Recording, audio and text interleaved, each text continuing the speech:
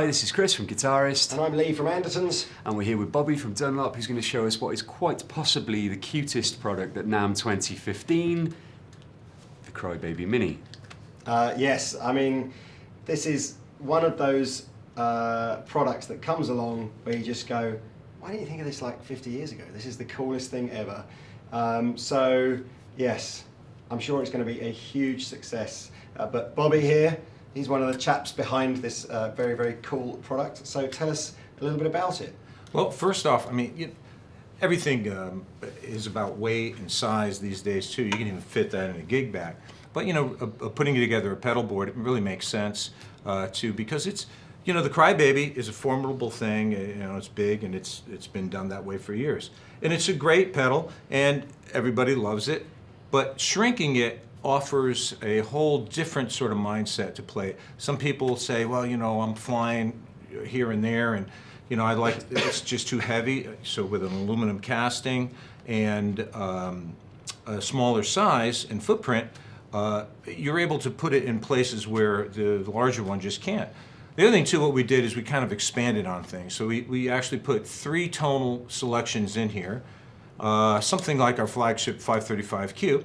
So you have a classic, which is basically like a GCB 95 voice setting, the mid-range, which is more of the vintage sort of sound, the warmer top and bottom, and then the low is for this nice bellowing lows.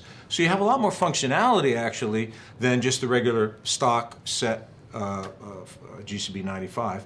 However, in the smaller footprint, more functionality, also a true hardwire bypass, which is something that everybody's screaming about, so we put that in there. Also with the Facel. And the Facel is that coveted inductor from yesteryear that we've managed to grab hold of a few years back, and it's finding our way into some really top-notch products, and it's got a certain character to it and people love it. So we put kind of like all of the little nuts and bolts that we learned over the years into that in a small pedal.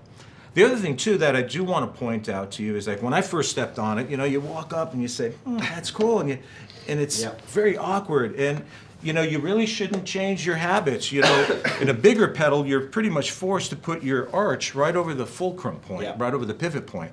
So with that in mind, when you're playing this, just do the same. Where the pivot point is right here, when you put this like this, to me it feels like I have a big wah-wah under my foot, and I can just as much articulation as with a large wah-wah. Well, that's important, isn't it? Because people might think with a smaller footprint that, you've got to be like a ballet dancer or Lionel Messi or something to have the footwork to actually cope with it. But, when you sort of told us that earlier on and then you have it going, it's like, it actually really makes sense. It's cool. Yeah, and it feels natural, and, it's just like anything. It's a little bit of a feel curve, but within a couple of strokes, man, I actually just was starting to play like my big one.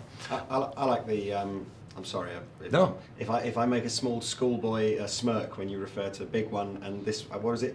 What did you say slightly earlier on? You said it's designed because you can't put the large one everywhere. I think you said. That's right. You can't put the large one everywhere. Well, that should be the strap line for this entire marketing campaign.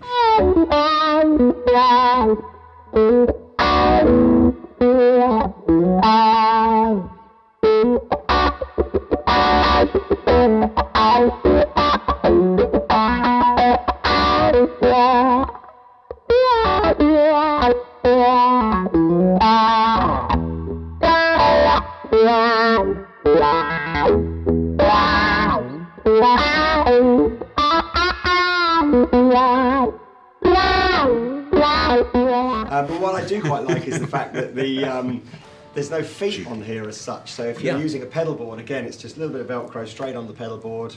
And this will go on something like a Pedal Train Nano, won't it? I mean, it's absolutely brilliant. Matter of fact, you're funny, and I'm glad you mentioned that. That's a really good point, because the bottom, because it's so low and small and low profile, if you put feet on it, it would really kind of almost be unstable because there's not enough surface area versus volume of geometry.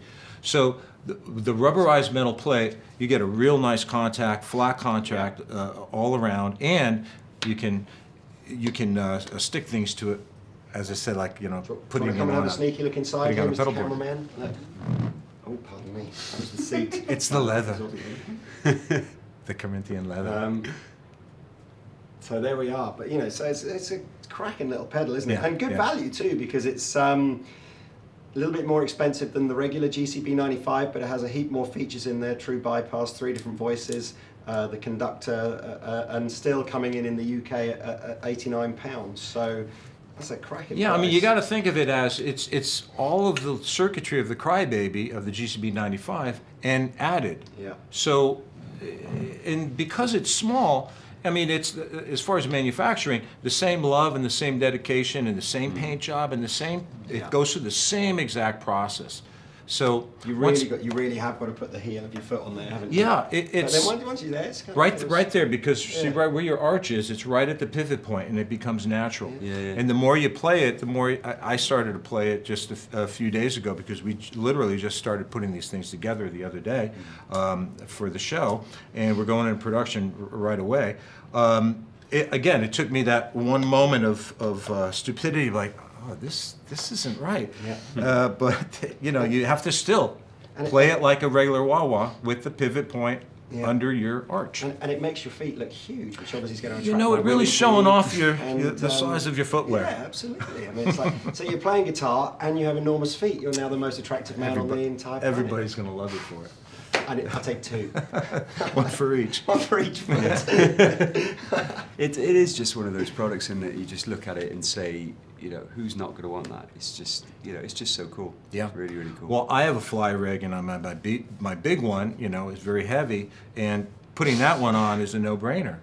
And that's exactly what I'm going to do, because that goes under my luggage with all my clothes, and yeah, it's. To be honest with you, I'm just, you know, I'm pleased we've managed to end the day with so many innuendos in one video, because actually most of the videos, the rest of them have been a bit disappointing on that front, but we've more than made up for it, in my opinion, in this Dunlop video. So I hope you've enjoyed the playing in this video. Thanks very much to Bobby and Adam for doing some playing, and of course Chris for doing some playing. And that's it really for this segment, Yeah. I think. Keep it short and mini. Keep it short and mini. I'm quitting my job in Anderson. I'm going into marketing. That's it. I'm going to start my own marketing company called Sexual Innuendo Slogans. /.com. .com. I'm going into partnership with Bobby as well by those things. Bye. Cheers.